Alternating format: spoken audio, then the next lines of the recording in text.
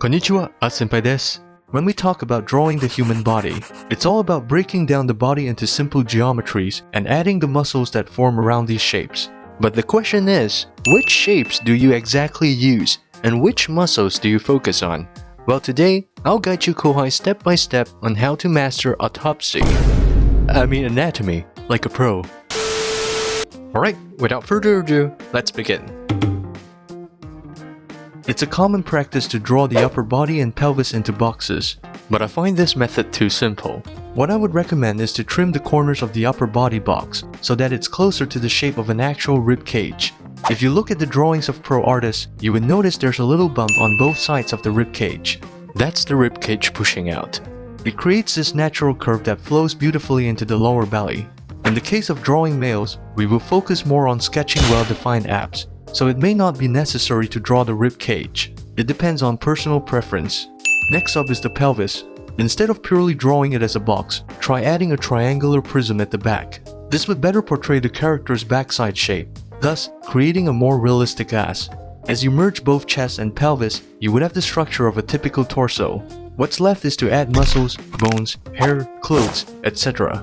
If you have trouble combining these two shapes together in the same space, you can try the flower sack method. It's a very cool technique that lets you nail down the basic shape of a torso super quickly without worrying too much about perspective. Once you've drawn the flower sack, you can then add the first box as the chest and the second box as the pelvis. Here's a little torso practice for you kohais. Allow me to demonstrate. Firstly, draw a line. It can be either straight or curved. Next, use the line you've drawn earlier as the center line and draw the flower sack around it. Lastly, add the chest box and the pelvis box. Some of you kohais may struggle with this step, but don't worry, you will definitely improve with practice. Now that we've learned how to draw the structure of a torso, the next step is to learn about the major muscles and bones and apply them to the boxes. Let's start with the neck. When drawing the collarbone, there are a few common mistakes I noticed from you kohais. For example, the collarbone shouldn't be ruler straight, they should be curved. Secondly, the collarbone moves with our shoulders. So when we shrug, our collarbone shifts as well. For males, it's recommended to highlight the sternocleidomastoid, which is a muscle that connects to the center point of your collarbone. This would instantly increase your character's hotness. Also, do not forget about the trapezius. Here are some useful guidelines for drawing the trapezius. For skinny characters, draw the trapezius like you're drawing a malnourished Vegeta. And for buff characters, draw the trapezius like you're drawing Vegeta on steroids. And those are the 3 key points for drawing the neck. When drawing males, imagine the chest as a hexagon, but make sure there's a thickness to the shape. You don't want it to look flat. As for the boobs, think of them as 2 water balloons hanging from the shoulders. Au natural, baby. That's how I like them. Swing low, sweet chariots. Generally, female breasts are softer, and their shape are affected by various factors like genetics and gravity.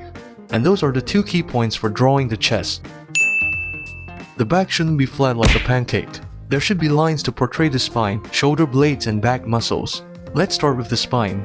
In reality, the spine is slightly recessed, so you want to use a line to portray the curve of a spine. To make your character stand out, I recommend scoliosis. Yes, this is actual art advice. As for the shoulder blade, just draw 2 lines and it's good to go. Or, if you're feeling adventurous, you can also draw the face of a bull as the back muscles. And those are the 2 key points for drawing the back. Moving downwards, we now arrive at the abs. Oh, 6-pack. Drawing abs is pretty simple. You just need to do those 6 equally sized buns that are all lined up. For extra plumpness, you can place a white shine on each of them.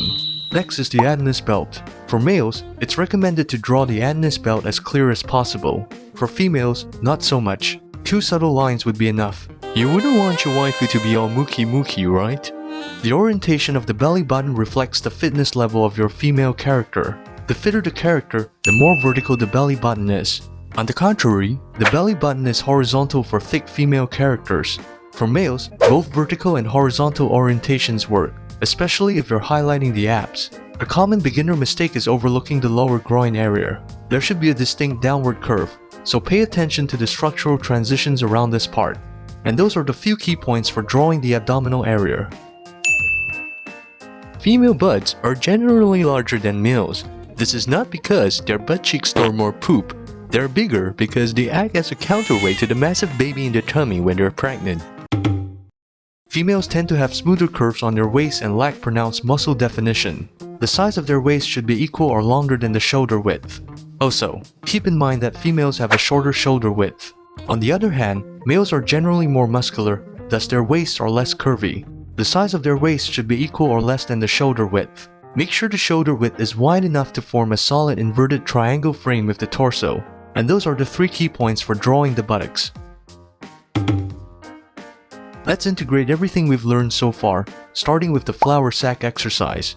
So let's draw this flour sack as the base for my female character. Personally, I prefer to start with the chest because I'm cultured. So the key points of drawing the breast are highlighting the rib cage and portraying water balloons. Next, we have the neck. The key points are the collarbones, sternocleidomastoid, and trapezius. Make sure to incorporate these parts. Then, we can move on to the abdominal area. Here, just draw 2 subtle lines to represent the pelvis area and the belly button. But what if our character isn't facing forward?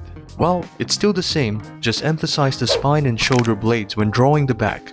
As for the butt, just draw them round. Once you've got this draft, overlay it with your line art. And voila! Simple, isn't it? And there you have it, folks. If you're interested in the materials I use for this tutorial, you can get your hands on them by signing up for my Patreon. Stay tuned for the next video. Feel free to support me on Patreon, I really appreciate it. Please drop a like, subscribe to my channel, and follow me on Twitter. DM me if you want a commission from me. Alright, that's all from me. Jana, guys.